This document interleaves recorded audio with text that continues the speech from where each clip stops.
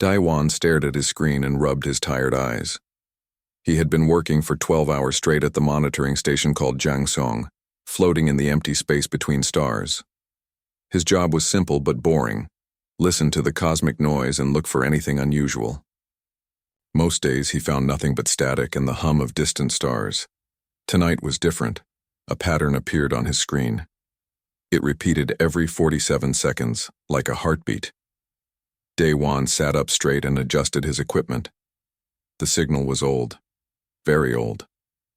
By his calculations, it had been traveling through space for 7 years before reaching his station. He pressed the translation button and waited. The computer worked slowly, trying to make sense of the alien language. Words began appearing on his screen, one by one. To anyone listening, "We are the Quilai. Our worlds are dying." Daiwan felt his heart beat faster. He had never received a real distress call before. He kept reading. "Something came from beyond our galaxy. We call them the Vreth.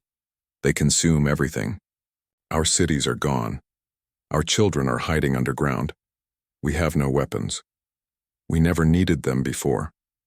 We are a peaceful people. We make art and music. We hurt no one." The message continued, and Daiwan felt sick to his stomach. "We sent messages to all nearby stars. We do not know if anyone will hear us. We do not ask for revenge. We only ask for mercy.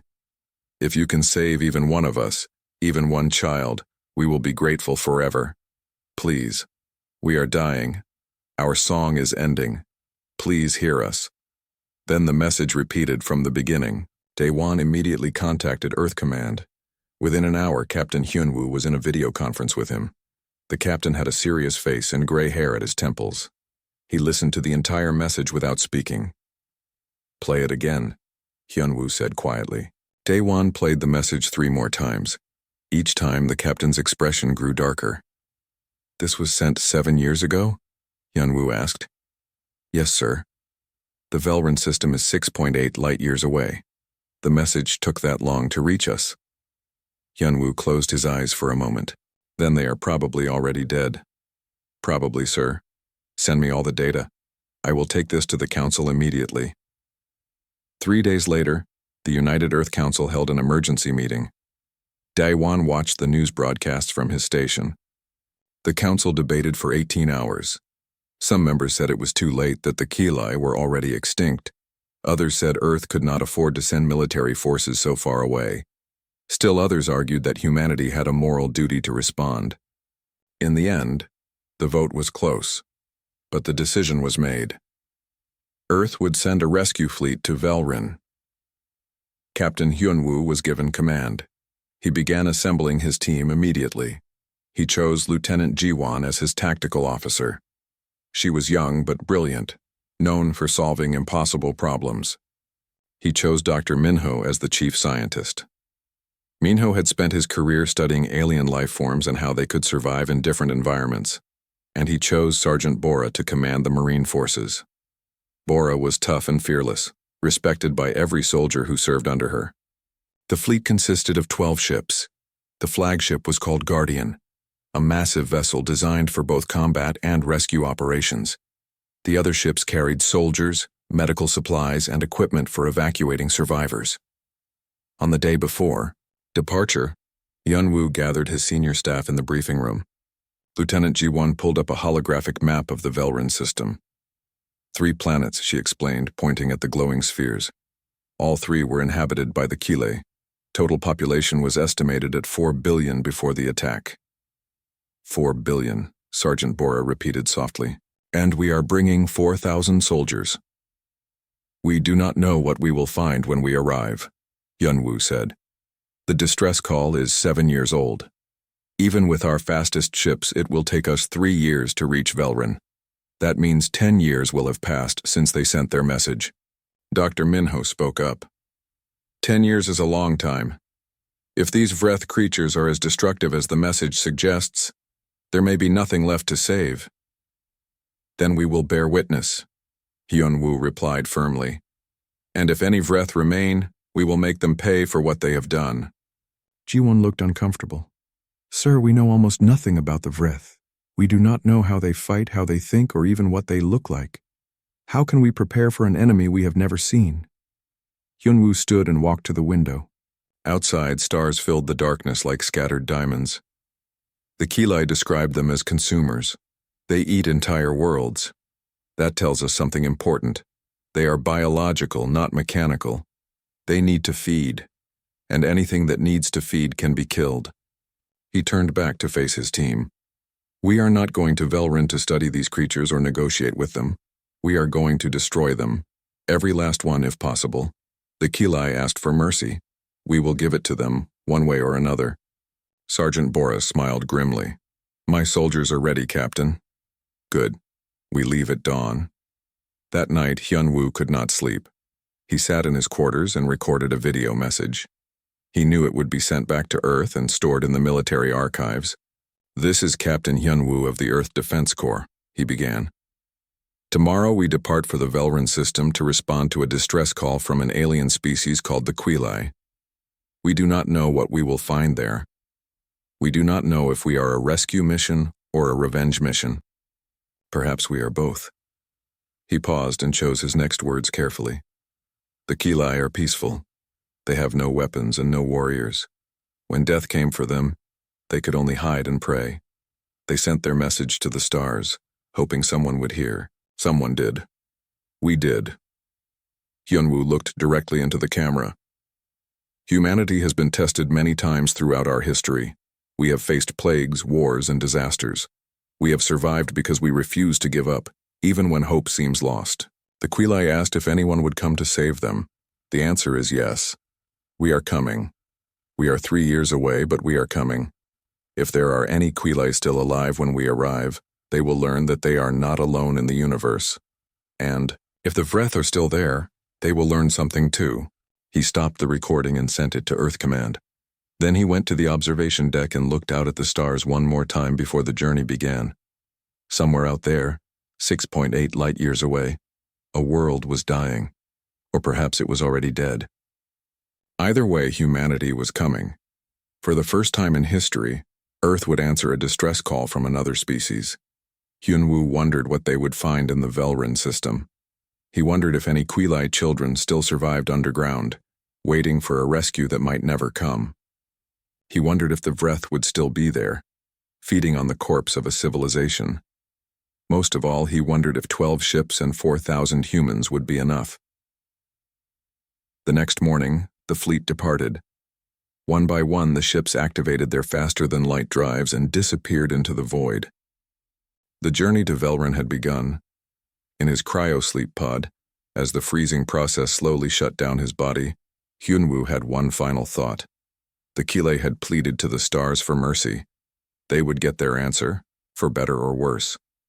Earth was coming, and Earth never forgot a cry for help. 3 years passed in what felt like a single heartbeat. Hyunwoo opened his eyes as the cryopod released him. His body ached and his mouth tasted like metal. Around him, the rest of the crew was waking up from their long sleep. They had traveled 6.8 light-years while their bodies lay frozen and dreaming. Lieutenant Jiwon was already awake and working at her station. She looked pale but focused. Captain, we are approaching the Velrin system. You need to see this. Hyunwoo pulled himself to the main viewing screen. What he saw made his blood run cold. 2 of the 3 Kilai worlds were gray and lifeless. Their atmospheres were gone, stripped away to nothing. Where cities once stood, there was only empty rock and dust. Debris floated in orbit around both planets, broken pieces of buildings, vehicles, and things he could not identify. My God, whispered Dr. Minho, who had just arrived on the bridge. What could do this? The Vreth, Hyunwoo answered quietly. Show me the 3rd planet. Jiwon brought up an image of Velris Prime, the largest of the 3 Quilai worlds. This one still had an atmosphere, blue and white with clouds. But something was wrong. Large sections of the planet's surface appeared dark and motionless, covered in a strange gray-green substance. Running bioscans now, Dr. Minho said, working quickly at his console. Captain, I am detecting massive life forms on the surface. Millions of them. Maybe billions. They are all the same species. The Vreth, Sergeant Boris said. She had arrived on the bridge wearing her combat uniform. They are still here. Can you detect any Keeley? Hyunwoo asked. Minho shook his head slowly. Then he stopped. Wait, I am getting something. Very faint. Underground signatures below the northern continent. They are definitely biological, and they do not match the breath patterns. How many? Hyunwoo demanded, scanning. Approximately 3,000 to 4,000 individual life forms, all clustered in a cave network about 2 kilometers below the surface. 4,000 out of 4 billion. Hyunwoo felt rage building in his chest, but he kept his voice calm. Lieutenant Jiwon, take us into orbit. Stay high enough that the Vreth cannot reach us. Sergeant Bora, prepare a reconnaissance team. We are going down there. Sir, Jiwon said carefully. Should we not observe the situation first? We do not know what we are dealing with. Those people have been hiding underground for 10 years, Hyunwoo replied. Every hour we wait is another hour they suffer. We are going down there now. 2 hours later, a small landing craft descended through the atmosphere of Velris Prime. Lieutenant Jiwon led the team, along with 12 Marines and Dr. Minho. They wore sealed environment suits, not knowing if the air was still breathable. As they descended, they could see the devastation more clearly. The Vreth covered the landscape like a living carpet. They were insect-like creatures, roughly the size of dogs with 6 legs and razor-sharp mandibles. They moved in perfect coordination, building strange towers that reached toward the sky. What are those structures? Jiwon asked. Dr. Minho studied them through the ship's sensors. Spore towers, I think. They are preparing to spread to other worlds. If those towers finish growing and launch their payload, dozens of star systems could be infected. The craft landed near the entrance to the cave system. The Marines established a defensive perimeter while Minho and Jiwon descended into the caves.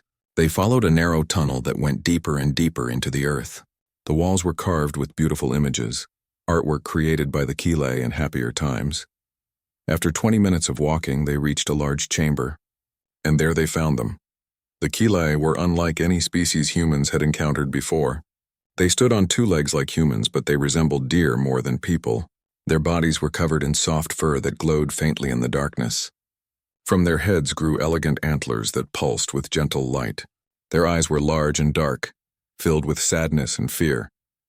There were thousands of them huddled together in the cave. Most looked thin and weak. Children clung to their parents. Everyone was silent, watching the humans with a mixture of hope and terror. An older Keeley stepped forward slowly. Her fur was white with age and her antlers had lost their glow. She spoke in a musical language that the translation device struggled to interpret. You came? She said finally, her voice breaking. Someone heard us? Lieutenant Jiwon removed her helmet slowly, showing her face. She wanted these people to see that she was real, that she meant no harm. She knelt down on one knee so she would be at the same height as the elderly Keeley.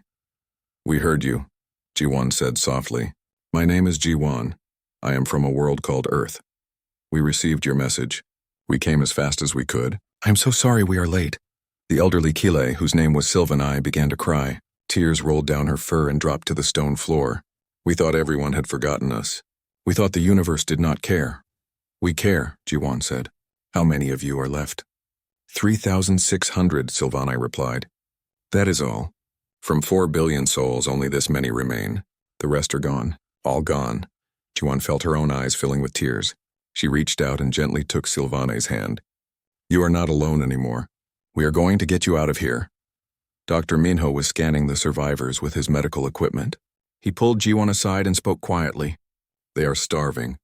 They have been eating fungus that grows in these caves, but it barely provides enough nutrition. Many of them are sick. If we do not evacuate them soon, more will die. How long do they have? Jiwon asked.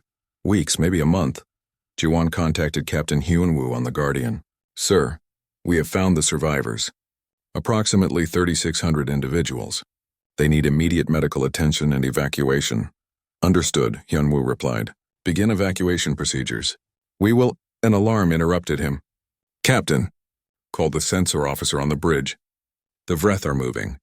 They have detected our ships. They are converging on our position. Sergeant Bora, who was monitoring the situation from the landing craft, confirmed the report. Sir, I am seeing movement on all sides. Thousands of them, maybe hundreds of thousands. They are heading toward the cave entrance. Hyunwoo made a quick decision. All ships move to defensive positions. Sergeant, establish a perimeter around that cave. Nothing gets through. Lieutenant Jiwan, start moving those people to the surface. We will evacuate them as fast as possible. But as he spoke, Dr. Minho was analyzing data on his portable computer. His face grew pale as he understood what he was seeing. Captain, Minho said urgently, the Vreth are not just covering this planet. They have infected it completely. They are in the soil, in the water, in every ecosystem. And those spore towers I mentioned, they are almost complete. I estimate they will launch within 72 hours. What happens if they launch? Hyunwoo asked, though he already suspected the answer. Each tower will send billions of spores into space. They will drift on solar winds until they reach other planets, other civilizations. This is how the Vreth spread. They completely consume one world, then use it as a breeding ground to infect others. Hyunwoo looked at the tactical display. His 12 ships and 4,000 soldiers faced an enemy that numbered in the billions. Even with all their weapons, they could not kill every Vreth on this planet. And if they used orbital bombardment to destroy the spore towers, they would also kill the survivors hiding underground. Lieutenant Jiwan watched the captain's face on her communicator screen. She saw him struggling with an impossible choice. Captain, she said quietly, what are your orders? Hyunwoo was silent for a long moment. Then he opened a secure channel to Earth Command. The message would take years to arrive, but he sent it anyway. He explained the situation. He explained that the Kile had asked for mercy, but mercy alone would not save them. The Vreth had to be stopped completely and permanently, and conventional weapons would not be enough. Then he sent another message, this one to a special facility on Earth, a place where dangerous projects were developed and stored. He authorized Protocol Fenrir. Lieutenant Jiwan, he said finally, get those people to the surface and onto our ships. Sergeant Bora, hold that perimeter no matter what. Dr. Minho, I need you to prepare for new arrivals. New arrivals, sir? Minho asked, confused. Hyunwoo looked at the image of Velris Prime on his screen, at the billions of Vreth creatures that covered its surface, at the spore towers that would soon spread death to countless other worlds. The Quile pleaded to the stars for mercy, he said quietly. They are about to learn that when humans bring mercy, we bring something else too. Something the Vreth are not prepared for. What is that, sir? Jiwan asked. Hyunwoo smiled, but there was no humor in it. Only cold determination. We are bringing Earth. 2 massive ships dropped out of faster-than-light travel at the edge of the Velrin system. They were different from the military vessels already in orbit. These ships were larger and stranger, covered in warning symbols. Their hulls were marked with the names Bekdu and Hala. On the Guardian's bridge, Lieutenant Jiwan watched them approach. Captain, the biocontainment vessels have arrived. Hyunwoo nodded. Tell them to maintain distance until we are ready. Is the evacuation complete? Yes, sir. All 3,600 Quili survivors are aboard our ships. Medical teams are treating them now. Good. Summon Dr. Minho and Sergeant Bora to the briefing room. It is time to explain what happens next. 20 minutes later, the 3 officers sat around a table with Silvanae, the elderly Quili leader. Through a translator device, she could understand human speech. Her large, dark eyes looked at each of them with worry. You said you would save us, Silvanae said softly. You have done that. Why do you look so troubled? Dr. Minho activated a holographic display showing Velris Prime. The gray-green infection of Vreth creatures covered most of the planet. We saved your people, Silvanae, but we have not saved your world. And if we do nothing, the Vreth will spread to other planets. Other species will die just like yours did. What can you do? She asked. There are so many of them. Hyunwoo stood and walked to the display. We are going to fight them, but not with human soldiers. We cannot win that way. Instead, we are going to release something else. Creatures from our home world. Your people? Silvanae looked confused. More humans? No, Sergeant Bora said. Not people, animals, predators, things that hunt and kill. Silvanae's expression changed to horror. Your world has creatures that kill? Deliberately? Jiwan spoke gently. Silvanae, Earth is very different from your world. On Earth, almost every creature either hunts or is hunted. That is how life works there. We call it nature. It seems cruel, but it made us what we are. And what are you? Silvanae whispered. Hyunwoo answered, "Survivors. Earth taught us to survive no matter what. And now we are going to use that knowledge to save your world." Dr. Minho pulled up images of various Earth creatures. Sylvani watched in growing shock as she saw wolves, bears, tigers, and other predators. Her hands trembled. "These things, they are intelligent?" she asked. "Intelligent enough to hunt," Minho replied. "Intelligent enough to work together. Intelligent enough to kill the Vreth. But can you control them?" Hyunwoo shook his head. "We do not control them. We work with them. We made a deal with these creatures thousands of years ago. We give them food and safety. In return, they help us when we need them. This is one of those times." "This is madness," Sylvanai said. "You will make your world even more dangerous by bringing such creatures here." "We are not bringing them to stay," Bora explained. "We will bring them, let them do their work, and then take them home. But I will not lie to you. What happens next will be violent. Very violent. You may want to stay in your quarters and not watch." Sylvanie stood up, her legs shaking. "That planet down there is my home, my children's home. I will watch what you do, no matter how terrible it is." The next morning, the deployment began. The first wave came from the Baekdu. Millions of specialized pods launched from the ship and entered the atmosphere. Each pod contained thousands of modified army ants, much larger than their natural cousins. They had been genetically enhanced to track Vreth chemical signatures and bred for maximum aggression. The pods opened at different altitudes, releasing the ants in massive swarms. From orbit, they looked like dark clouds spreading across the planet's surface. When they reached the Vreth, the slaughter began.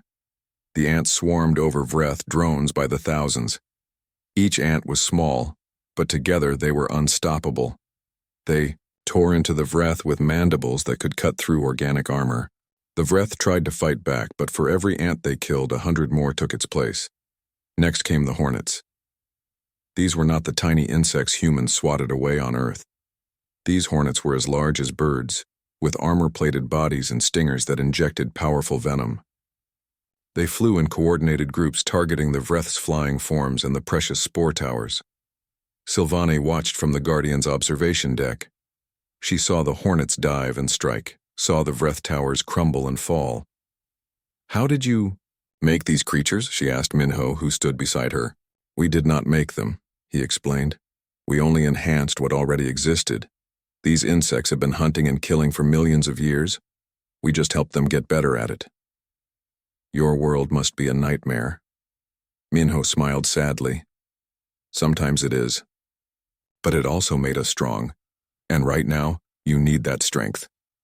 The second wave launched 6 hours later, after the insect swarms had created chaos among the Vreth ranks. From the Hala came the hunters, wolves in packs of 50, their howls echoing across the dead landscape. They had been trained to track Vreth scent trails and work as coordinated units. The wolves moved through the ruins of Kilei cities, finding Vreth that hid in buildings and underground tunnels. Nothing escaped them. Cats came next. Not house cats, but their larger cousins, panthers, leopards, and modified feral cats bred to be the size of large dogs. They excelled at infiltrating the tight spaces where Vreth nested. Their claws had been sharpened and reinforced. Their reflexes were faster than any human soldier could match. Birds of prey filled the skies, eagles, hawks, and owls, each one trained and enhanced for a single purpose: dominate the air. They tore through the Vreth flyers with razor talons. They protected the ground forces from aerial attack. Lieutenant Jiwon monitored the progress from her station. "Captain, the Vreth are adapting. They are growing larger and more armored to counter the smaller predators." "Expected," Yunwoo said calmly. "Prepare for the third wave. Release the apex predators." Sergeant Bora, who had been preparing for this moment, felt a thrill of anticipation. Finally, let's show these things what real predators look like. The third wave was Earth's final answer to the Vreth threat. Bears emerged from landing craft, massive creatures weighing over 1,000 pounds each. They had been trained to recognize Vreth as prey and nothing else. When they charged, the ground shook. When they struck, Vreth died. Tigers stalked through the chaos, their striped coats somehow perfect for the ruined landscape. They were patient hunters, waiting for the perfect moment to strike. When they did, even the largest Vreth stood no chance. Crocodiles were released into the planet's oceans, where Vreth had established underwater colonies. These ancient predators had survived on Earth for millions of years by being perfect killing machines. They brought that expertise to Velris Prime's seas, and with them came the human Marines. Sergeant Bora led her soldiers alongside a pack of tigers.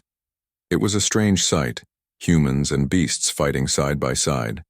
The Marines used their weapons to soften targets, while the tigers delivered the killing blows. They communicated through neural interface technology, sharing tactical information in real time. Private Yunji ran beside a massive wolf, trusting it to watch her back. When Vreth attacked from the right, the wolf was there before she could even turn. When she spotted enemies ahead, her rifle took them down before they could threaten her companion. It was not domination, it was partnership. It was the same deal humans had made with wolves 30,000 years ago, now brought to an alien world. Silva and I watched it all from orbit, unable to look away. She saw wolves tearing through Vreth formations. She saw bears crushing the spore towers with their massive paws. She saw birds of prey diving from the sky like missiles. "This is what your world is like?" she asked Jiwan, who had joined her at the observation deck. "Not exactly," Jiwan admitted. "On Earth, these creatures mostly avoid humans. We have learned to live separately, but peacefully. But millions of years ago, we competed with them for survival. We learned to respect their power. And when we needed help, we learned to ask for it." "Ask for it? You make it sound like they chose to come here." Jiwan nodded. "In a way, they did. We trained them, yes. We enhanced them, yes. But we also fed them, cared for them, and protected their children. When we asked them to fight for us, they agreed because we are pack. Family, do you understand?" Silvana thought about it. Her people had never had pets or working animals. They had never needed them. But now she was beginning to understand the strange relationship between humans and Earth's other creatures. "You are not their masters," she said slowly. "No," Jiwan agreed. "We are their partners. And sometimes when the world needs saving, partners fight together." Below them, on Velris Prime's surface, the battle continued. The Vreth infestation was collapsing. Their hive mind could not adapt fast enough to the variety of threats. Every time they evolved to counter one predator, another attacked from a different angle. This was Earth's true advantage, not individual power, but overwhelming diversity. Millions of years of evolution had created thousands of specialized killers. Now they were all working together for a single purpose. By the end of the second week, the Vreth numbers had dropped by 60%. The spore towers were destroyed. The breeding grounds were torn apart. But the battle was not over yet.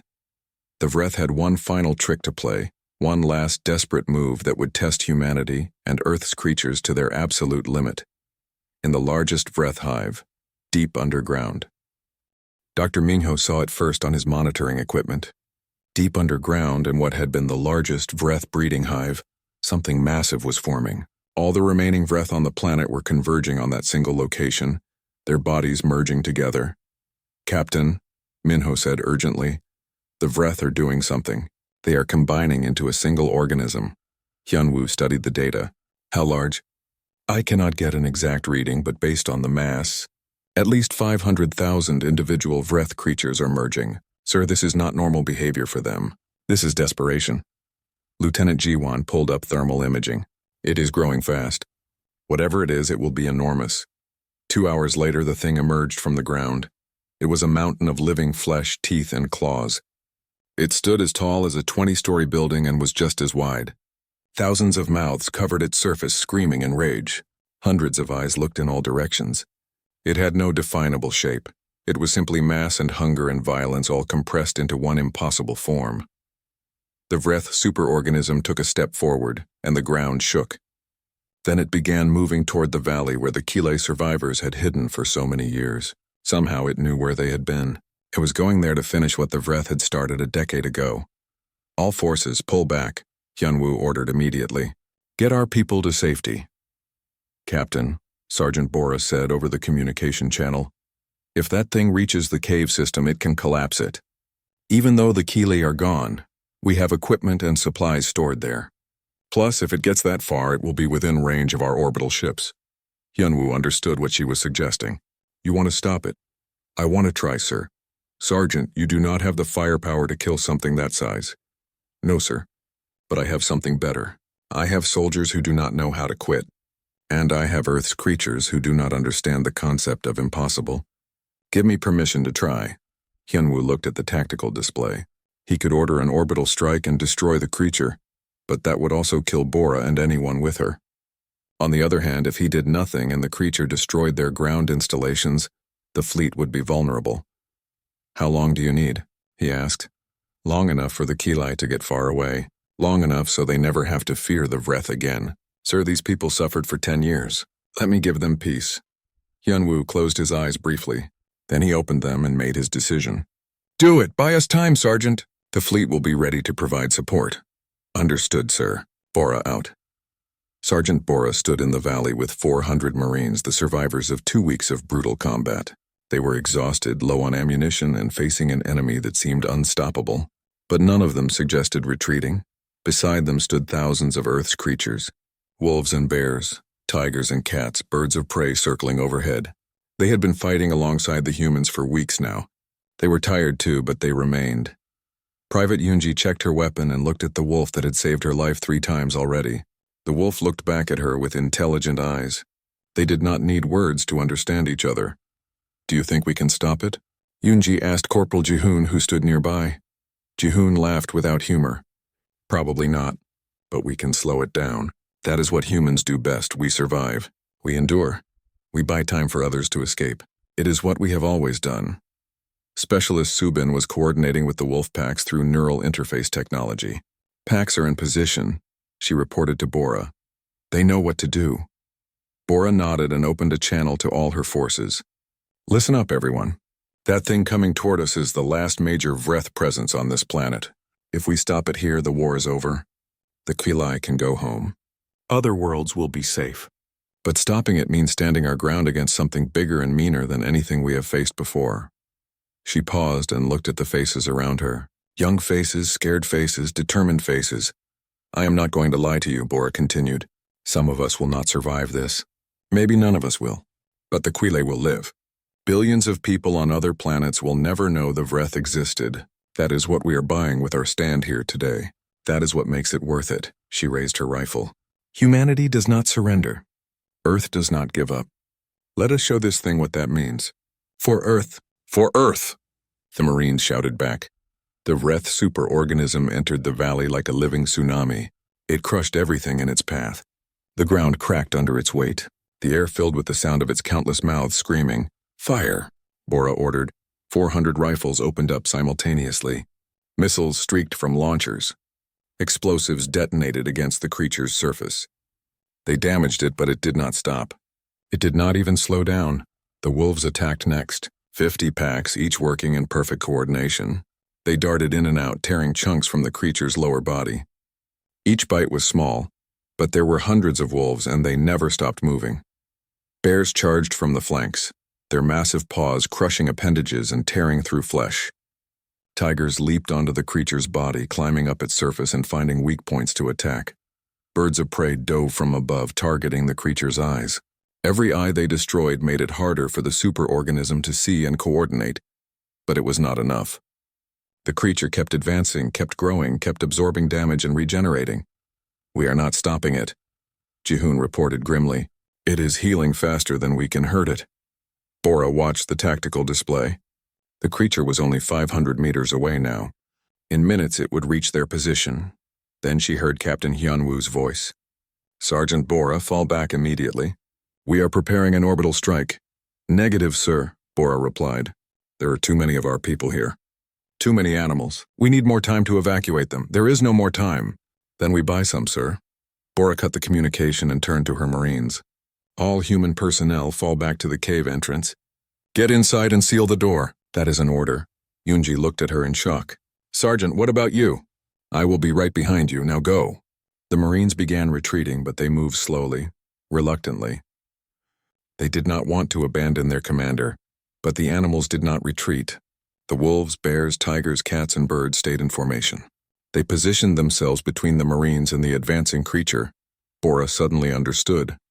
These creatures were not following her orders. They were making their own choice. Dr. Minho, watching from orbit, saw it too. "Captain, the animals are not pulling back." They are staying to fight." "Why?" Hyunwoo demanded. "They can sense the danger." "Why are they not running?" "Because," Minho said quietly, "they are pack, and pack protects its own." On the ground, Private Yoonji had stopped retreating. She was watching her wolf companion, the one who had guarded her for 2 weeks. The wolf looked back at her one final time, then turned to face the creature. "No," Yoonji whispered. "No, please. You do not have to do this," but the wolf did. Not because it was ordered to, not because humans controlled it, but because 14,000 years ago, wolves and humans had made a deal. We protect each other. We survive together. That deal was still in force. Sergeant Bora stood in the middle of the valley, surrounded by Earth's creatures. She raised her rifle one more time. "For the pack," she said softly. The wolves howled. The bears roared. The tigers snarled. And together they charged. The battle that followed was beyond description. Hundreds of creatures threw themselves at the Vreth superorganism with absolute fury. They climbed its body, tore at its flesh, destroyed its sensory organs. They did not stop, did not slow, did not retreat. One by one, they fell. The Vreth crushed them, absorbed them, killed them. But each death slowed the creature down. Each sacrifice bought seconds, then minutes. From the cave entrance, Yoonji watched through tears as her wolf companion disappeared beneath the creature's mass. Jihoon held her back as she tried to run forward. Specialist Subin, still linked to the neural network, felt each animal death like a personal loss. "They know they are dying," she said in wonder. "They know, but they are not afraid. They are proud. They are protecting their pack." 20 minutes after the charge began, the Vreth superorganism finally stopped moving. It had sustained too much damage from too many sources. Its regeneration could not keep up, and then slowly it began to collapse. The creature that had been formed from 500,000 Vreth fell apart, unable to maintain cohesion. It died not from a single killing blow, but from 1,000 small wounds inflicted by creatures that refused to stop fighting. When it was over, Sergeant Bora stood alone in the valley. She was covered in wounds and barely able to stand. Around her lay the bodies of Earth's creatures, wolves, bears, tigers, and hundreds of others. They had given everything. She fell to her knees and placed her hand on the nearest wolf. "Thank you," she whispered. "Thank you for protecting us. Thank you for being our pack." Behind her, the surviving Marines emerged from the cave. Private Yoonji found her wolf companion, still breathing but barely. She held its head in her lap as Dr. Minho rushed down from orbit to provide medical treatment. "Stay with me," Yoonji pleaded. "Please stay with me." The wolf looked at her with tired eyes. In that moment, across 14,000 years of partnership, 3 months after the battle, Velris Prime was quiet. The Vreth were gone, every last one of them destroyed. The planet's wounds would take generations to heal, but it could heal now. Life would return. The surviving animals were treated for their injuries and prepared for the long journey back to Earth. Many had died in the final battle, but hundreds remained. Private Yoonji visited the medical bay every day to check on her wolf companion. Against all odds, it had survived. "You are tough," she told the wolf, scratching behind its ears. "Just like me. We both made it through." The wolf's tail wagged slowly. It was still weak, but getting stronger every day. Dr. Minho had worked miracles keeping so many of the creatures alive. On the observation deck, Captain Hyunwoo stood with Sylvani. They were looking down at Velris Prime, watching as the first groups of Quilai prepared to return to the surface. "We called for mercy," Sylvani said quietly. "I thought mercy meant gentleness. I thought it meant peace. I did not know it could have teeth and claws." Hyunwoo considered his words carefully. "Mercy does mean gentleness when you have the luxury, when everyone involved is reasonable and kind. But the Vreth were not reasonable. They could not be negotiated with or reasoned with. They only understood consumption and destruction." He turned to face her. "Mercy for the innocent sometimes requires no mercy for the guilty. Mercy for you meant violence against them. That is the hard truth of the universe. Sylvane touched one of her glowing antlers, a gesture that meant deep thought among her people. Your world must be terrible. To have evolved alongside such creatures, to have mastered them, to use them as weapons. What does that make humans? Lieutenant Jiwan, who had joined them, answered before the captain could. Earth is not terrible. It is beautiful and dangerous at the same time. It taught us lessons that your peaceful world never needed to learn. We learned that survival is not given, it is earned. Every single day, we learned that we needed to cooperate with each other because alone we would die. We learned to be clever because we were not the strongest or fastest. She walked to the window and placed her hand against it, and we learned the most important lesson of all. The greatest strength is not in being the apex predator yourself. The greatest strength is in convincing the apex predators to fight beside you, to call you pack, to call you family. But how did you do that? Sylvane asked. How did you make such fierce creatures trust you? We earned it, Hyunwoo said simply. 30,000 years ago, humans and wolves made a deal. We would share our food with them, protect their young, and give them shelter. In return, they would help us hunt, warn us of danger, and guard our camps. That deal has never been broken. Both species kept their promises. He gestured toward the medical bay where the animals were recovering. Every creature you saw fighting down there made a similar deal with humanity at some point in our history. We domesticated some of them. We partnered with others. We learned to respect even the ones we could not tame. And when we needed them, we asked. They came because we have been loyal to them, just as they have been loyal to us. Sylvane was silent for a long time. Finally, she spoke. My people have a decision to make. We can rebuild here on Velris Prime alone and isolated, or we can join the wider galaxy. We can join you. But I do not know if we are ready for a universe as harsh as the one you showed us. The universe is harsh whether you are ready or not, Jiwan said gently. The Vreth proved that. But you do not have to face it alone anymore. The next day, the Quilai leadership held a formal meeting with the human commanders. After hours of discussion, Sylvane made an announcement. We wish to join the human interstellar community, she said. We have nothing material to offer you. Our worlds are destroyed, our people are few, and we have no weapons or technology you need. But we can offer something else. What is that? Captain Hyunwoo asked. We can teach you what you have forgotten in your struggle to survive. Art for its own sake, not as entertainment during rest periods. Music that has no purpose except beauty. Philosophy without practical application. Peace without guilt. Sylvane's eyes glowed softly. You taught us how to defend what we have built. We will teach you why it is worth building in the first place. Hyunwoo smiled and extended his hand. That seems like a fair trade. Welcome to the community. Sylvane looked at his hand, understanding it was a gesture of agreement, and placed her own hand in his. The deal was made. Before the human fleet departed, the Quilai insisted on one more ceremony. They erected a monument in the valley where the final battle had occurred. It took them 3 weeks to carve it from native stone. The sculpture showed a human soldier and a wolf standing side by side, both facing outward toward the stars. The human's hand rested on the wolf's head. The wolf's posture was alert and protective. At the base of the monument, the Quilai carved words in their own language and in human English. They came from a world of teeth and claws. They brought mercy anyway. Private Yunji stood before the monument with tears running down her face. Beside her, her wolf companion sat quietly. They were both looking at the carved stone, remembering the friends who did not survive. We will not forget them, Sergeant Bora said, standing behind Yunji. Every one of them, human and animal alike. They were all pack. The ceremony was simple but moving. Names were read aloud, Marines who had fallen, and the identification numbers of the creatures who had died. The Quilai sang a song of mourning that made everyone cry, even though most humans could not understand the words. When it was over, Captain Hyunwoo gathered his crew for the journey home. The fleet would carry the Quilai survivors to a temporary settlement on a human colony world until Velris Prime was ready for permanent habitation again. As the ships prepared to depart, news of what had happened was spreading across the galaxy. Other species heard the story of humanity's intervention. They learned about the creatures humans had brought from their homeworld. They learned about the sacrifice in the valley. In the halls of the Galactic Assembly, a place where hundreds of species gathered to discuss policy and trade, the reaction was mixed. Some species looked at humanity with new respect. Here was a race that answered distress calls even when it was too late, that fought impossible odds, that kept promises.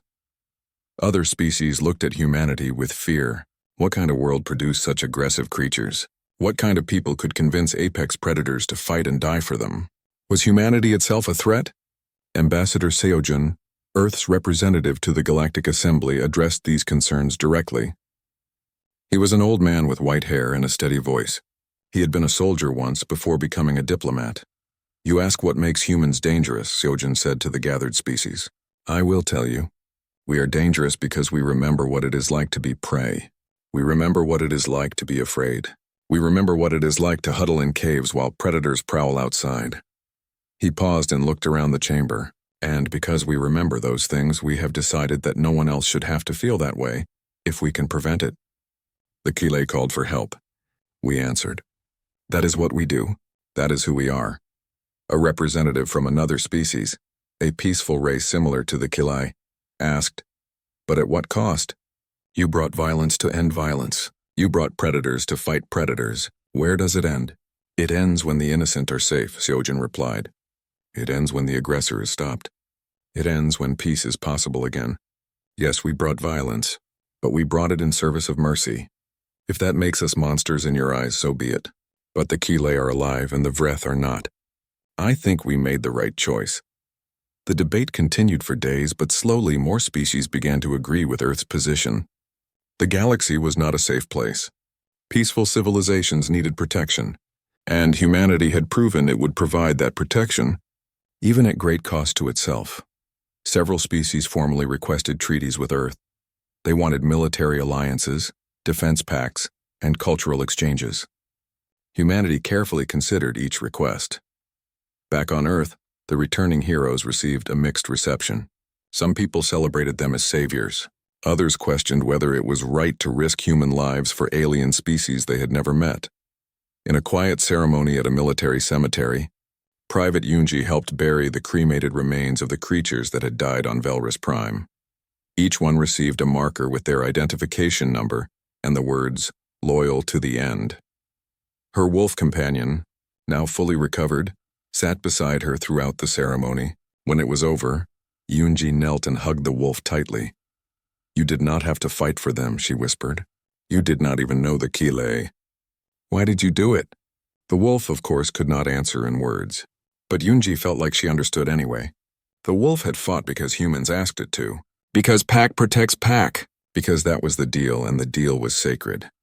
Dr. Minho published a paper about the Velris Prime operation. It was titled Apex Cooperation: How Earth's Predator-Prey Relationships Created Humanity's Greatest Strength. The paper became required reading at military academies and diplomatic schools across human space. His conclusion was simple.